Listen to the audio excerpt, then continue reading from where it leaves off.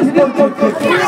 আমাদের নেতাকে দেখেছেন যার মাথায় টুপি, সংবিধানের বাইরে কোনো কথাই বলেন না, কনস্টিটিউশন সব সময় সঙ্গে রেখে কথা বলেন, কোরআনের কথা বলেন, হাদিসের কথা বলেন, রেফারেন্স দিয়ে কথা বলেন, কোনো বাড়তি কথা বলেন না।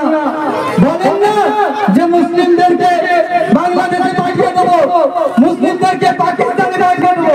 আপনি যদি বাংলায় কথা বলেন তাহলে বলবে বাংলাদেশি, আর উর্দু দিয়ে কথা বললে বলে পাকিস্তান। বুঝতে পারছেন তো? এই বিজেপির নেতাদের নোংরা রাজনীতি বন্ধ করতে হবে। ওয়াকাফ নিয়ে প্রতিবাদ করছে একমাত্র আমার নেতা ব্যারিস্টার আসাদুদ্দিন ওয়াইসি।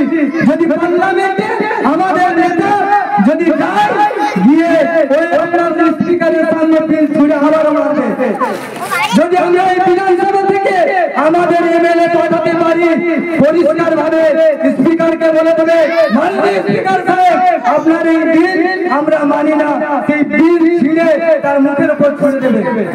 যদি আপনি পাঠান, নাহলে আপনার কথা কেউ বলবে না।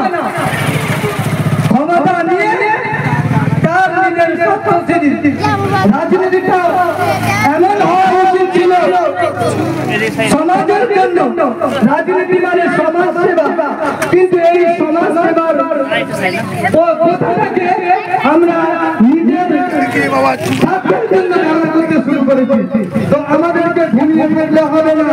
আল্লাহ নবী সাল্লাল্লাহু আলাইহি ওয়াসাল্লাম বলেছেন, ইয়াদুল্লাহিল জামাতা ইয়াদুল্লাহিন নাস, তোমরা এমন একটি সংগঠন করো যে সংগঠন তোমাদেরকে ছাড়তে রাখবে। তাহলে নবী করিম সাল্লাল্লাহু আলাইহি ওয়াসাল্লাম বলেছেন, আল্লাহ নবী সাল্লাল্লাহু আলাইহি ওয়াসাল্লাম বলেছেন, আশ-শাকিতু আনিল হাক্কি ফাওয়া শাইতানুল আখরাত, তোমরা হক কথা সব সময় জাতির সামনে উন্মোচন ভাবে বলবেন, যেটা আমাদের নেতা ব্যারিস্টার আসাদুদ্দিন ওয়াইসি বলে। তাহলে রাজনীতি আমাদেরকে করতে হবে।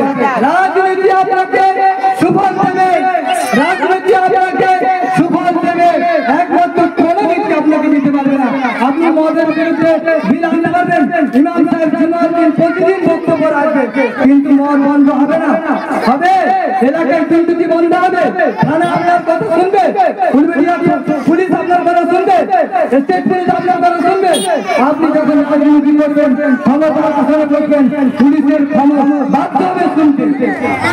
পুলিশ পেশাটা জনগণের কথা শোনা, জনগণের চাকর, কিন্তু পুলিশ এখন রাজনৈতিক নেতাদের কি হয়ে গেছে, গোলাম হয়ে গেছে।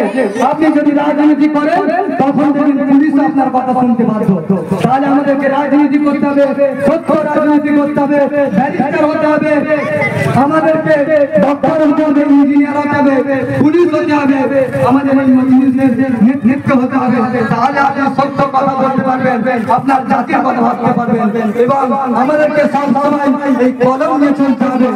ওই রকম রাজ্য নেতা, প্রাক্তন রাজ্য নেতা, কেন্দ্রীয় মন্ত্রী বলছে তরবাল রাখো, আর আমাদের নেতাকে শিক্ষা দিচ্ছে তুমি তোমার হাতে কলম রাখো। তাহলে আমরা কলম রাখবো তো?